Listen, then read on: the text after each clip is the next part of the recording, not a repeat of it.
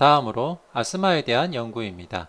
흡입용 콜티코스테로이드를 장기간 사용하는 중등도에서 중증 천식 환자의 경우 알부테롤과 부데소나이드 고정용량 복합제가 알부테롤 단독제보다 더 효과적입니까? 라고 묻는다면 최근 연구 결과 고정용량 복합제가 구조용 흡입기로 더 적합하다 라고 대답할 수 있겠습니다.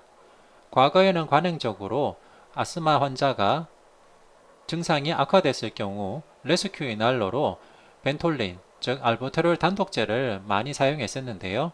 연구 결과 그럴 경우 환자의 일시적인 증상 호전만 들 뿐 장기적으로는 천식의 진행과 에어웨이 리모델링에 의한 악화를 예방할 수가 없다라는 것이 밝혀져서 얼마 전 진료 지침부터는 고정용량 복합제를 레스큐 이날로로 써라라고 권고하고 있습니다.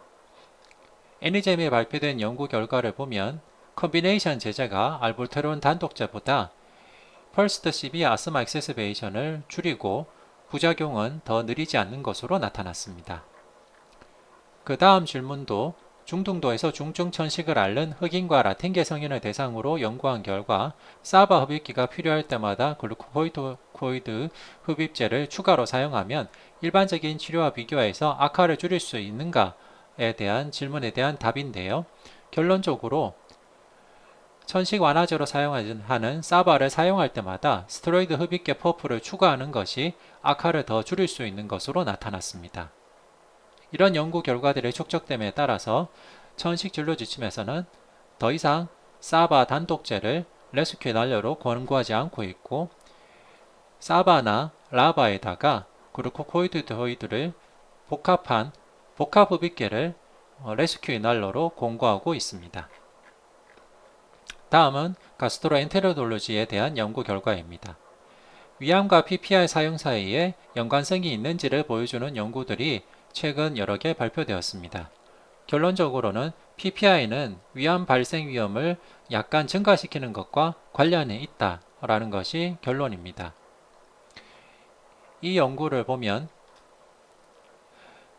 H2 리셉터 안타고니스트와 PPI를 사용하는 군에서 위암의 발생률에서 차이가 나타난 것을 알 수 있습니다. 이는 한국의 청구 데이터를 사용한 연구에서도 비슷하게 나타났는데요. 한국의 공단보험 청구 데이터를 봤을 때도 PPI를 사용하지 않는 군에 비해서 PPI를 30일 이상 사용한 군의 위암 발생 하자드 레이셔가 통계적으로 유의하게 높은 것을 알 수 있습니다. 따라서 결론적으로 꼭 필요한 인디케이션이 있을 때만 PPI를 사용하는 것이 좋고 꼭 필요한 인디케이션이 있지 않을 때는 PPI를 지속적으로 사용하기보다는 적절할 때만 사용하거나 H2 블라커를 필요할 때 사용하는 것이 더 현명할 수 있겠다는 것을 시사하는 연구입니다. 하지만 이것은 어디까지나 관찰 연구이고 연관성만을 보여주는 연구이기 때문에 아직까지도 PPI가 위암을 증가시키는 인과적인 관계에 대해서는 명확하게 밝혀져 있지는 않습니다. 다음으로 임상인은 위식도 역류 질환이 의심되는 환자를 어떻게 평가하고 치료해야 되는가에 대한 최신 지침을 보도록 하겠습니다. 미국 소아기학회의 위식도 역류 질환의 진단 및 관리에 대한 가이드라인을 보면 우선적으로 위식도 역류 질환이 의심되는 전형적인 심톰이 있을 때는 8주간의 PPI 약물을 테라퓨틱 트라이얼을 먼저 해보고 만약 8주간의 PPI 약물 치료 후에 증상이 호전될 때는 PPI 복용을 중단하기를 권고하였습니다. 그런데 만약 증상이 호전되지 않을 경우에는 위내시경을 시행하되 PPI를 2에서 4주 정도 중단한 다음에 위내시경을 하도록 권고하였고 그와 함께 위내시경을 해야 될 만한 다른 레드플렉 심톰 사인이 있는 경우 예를 들면은 혈변이나 빈혈이나 체중 감소나 심한 디스파지아 같은 그런 증상들이 있을 때는 우선적으로 위내시경을 시행하도록 권고하고 있습니다. 이처럼 8주간의 PPI 약물 치료 후에 증상이 호전될 때는 PPI를 중단하라고 한 것은 기존의 연구에서 PPI를 지속적으로 사용했을 때 나타날 수 있는 여러가지 부작용들의 가능성이 있기 때문입니다.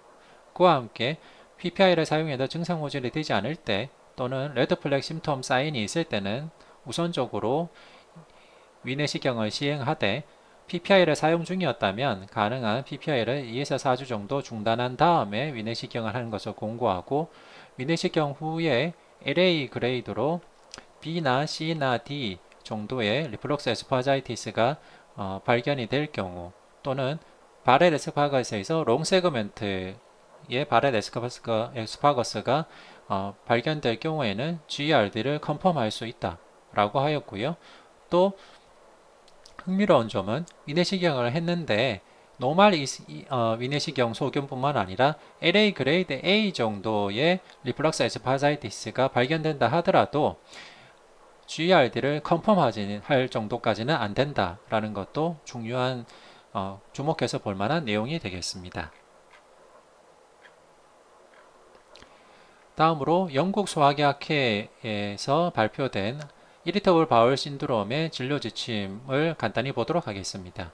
결론적으로 대장 내시경 검사는 경고 징후나 증상, 즉 레드 플래그 심텀 사인이 있거나 현미경적 대장염, 마이크로스코픽 콜라이티스의 위험이 있는 환자에서만 권고된다라는 것이 요지입니다. 우선 대장암이 의심되는 의뢰 기준이 되는 하부 위장의 경고 증상 또는 징후, 레드 플래그 심텀 사인을 간략히 보도록 하겠습니다.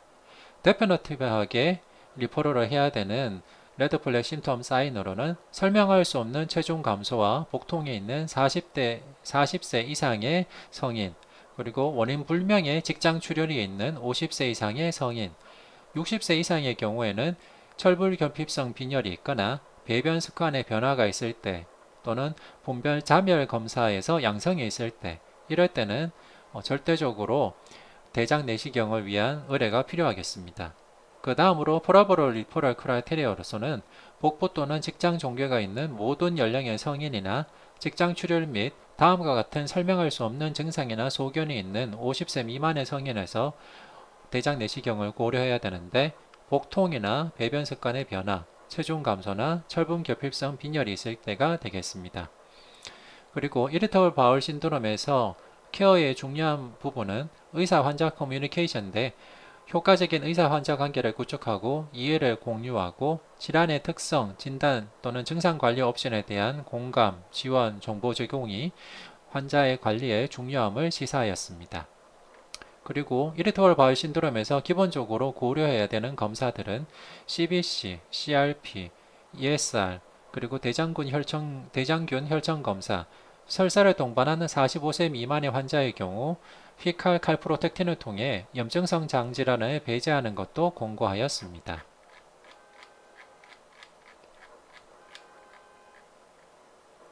보면 이리터블 바울 신드롬에 시사하는 증상이 있다면 우선적으로 알람 심톰이나 사인이 있는지 봐야 되겠습니다. 알람 심톰이나 사인이 있으면 바로 콜로노스코픽 이그잼이 필요하게 되겠고요. 이리터블 바울 신드롬 포커스드 히스토리 테이킹을 한 다음에 베이스라인 인베스티게이션을 해야 되겠습니다. 기본 검사로서는 CBC, CRP, ESR, 그리고 셀리악 시롤로지를 고려해야 되겠고, 환자가 45세 미만이면서 지속적인 다이어리아가 있을 때는 피칼 칼프로텍틴도 고려해서 인플라마토리 바울 디지즈 같은 것이 없는지 확인을 해야 되겠습니다. 그리고 이리터블 바울 신드롬이 의심되는 환자라면은 라이프 스타일이나 다이어터리 시기에 대한 교육이 필요하겠고, 그리고 운동이나 그리고 이완, 유산균 제제 등에 대해서도 고려를 해야 되겠습니다. 환자가 컨스티페이션이 주된 이리터블 바울 신드롬이라면 변비약을 우선적으로 사용하겠고, 변비약을 사용해도 증상 호전이 없을 때는 세로토닌 아고니스트 등을 고려해 볼 수 있겠습니다. 환자가 복통이나 믹스드 타입이라면 안티스파스모딕을 우선적으로 사용해 보되, 안티스파스모딕을 사용해도 복통이 조절이 잘 되지 않는다면 브레인것 인터랙션의 타겟으로 하는 뉴로모듈레이터, 예를 들면 사망계 항우울제인 사마계 항우울제인 아미틀리틴이나 SSRI 등을 시도해 볼 수 있겠습니다. 다이아리아 도미넌트 타입이라면 필요할 때 적절하게 로페라마이드를 사용하고 세로토닌 리셉터 안타고니스트나 리팍시민들도 고려할 수가 있겠습니다.